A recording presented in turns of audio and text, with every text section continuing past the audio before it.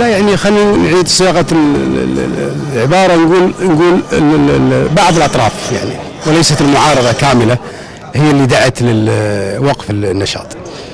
وهذا راي يعني يحترم من الاطراف اللي صرحت لوقف انشطه المعارضه، وهذا الراي يمثلها فقط. لكن نتكلم عن مكونات المعارضه الاخرى على الاقل، يعني نتكلم عن حشد حركه العمل الشعبي. ما وقفنا لاسباب، ما وقفنا النشاط ومستمرين ان شاء الله باذن الله في نشاطنا، لان يعني وجهه نظر الاخوان اللي قالوا راح نوقف، يعني هذه وجهه نظر خرجت بعد 6 ساعات من حرب عاصفه الحزم. يعني الحرب كانت الساعه 2 الفجر.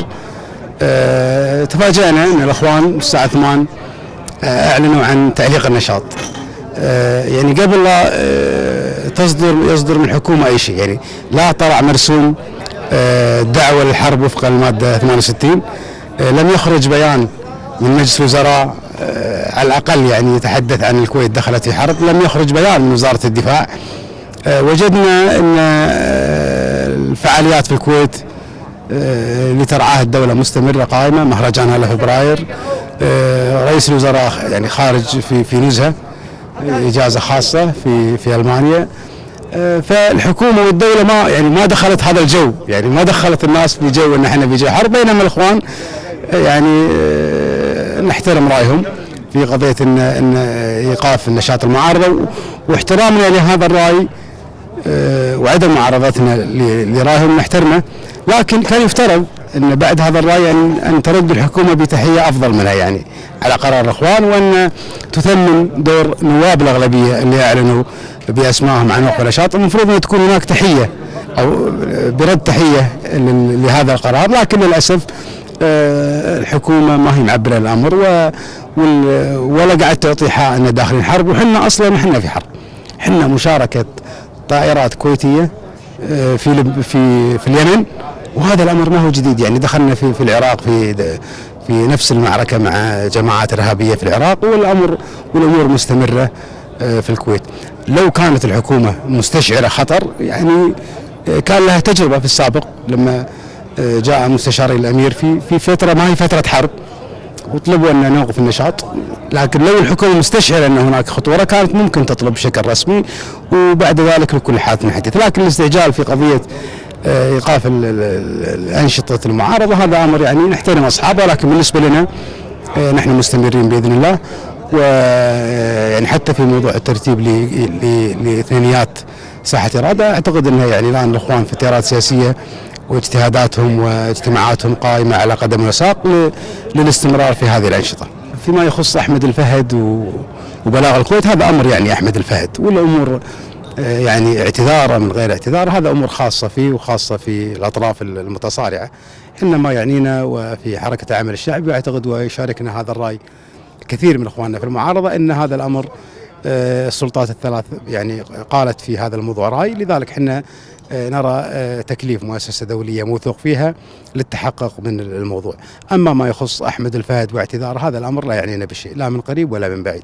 احنا قلنا ان هذا القانون وضع حتى تمكن السلطه من اقتحام البيوت، وهذا امر خطير.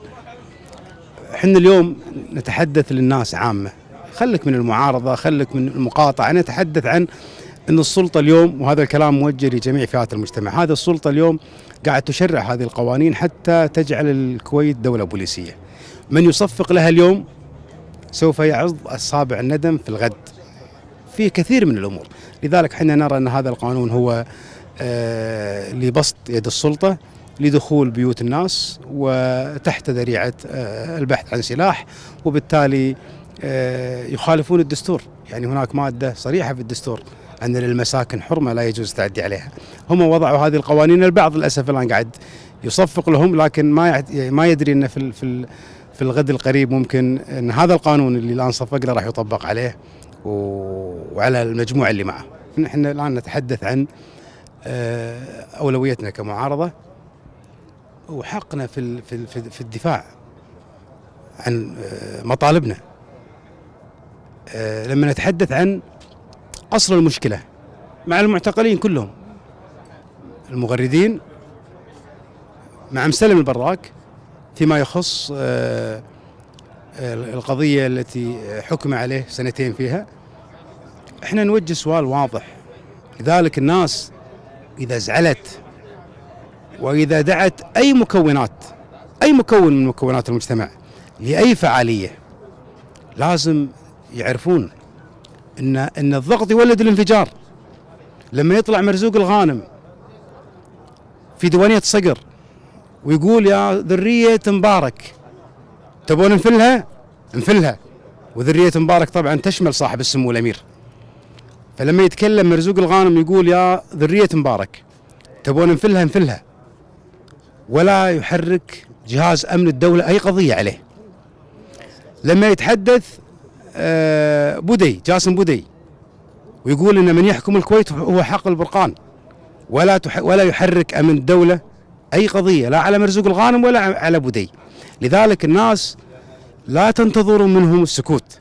يعني الآن القانون اللي ما يطبق على مرزوق الغانم لما قال يا ذرية مبارك تبون نفلها، أو على بودي لما قال من يحكم الكويت حق البرقان، ولم تحرك أمن الدولة قضية، بالتالي لا تلومون الفئات الأخرى إن تحركت للدفاع عن أبنائها.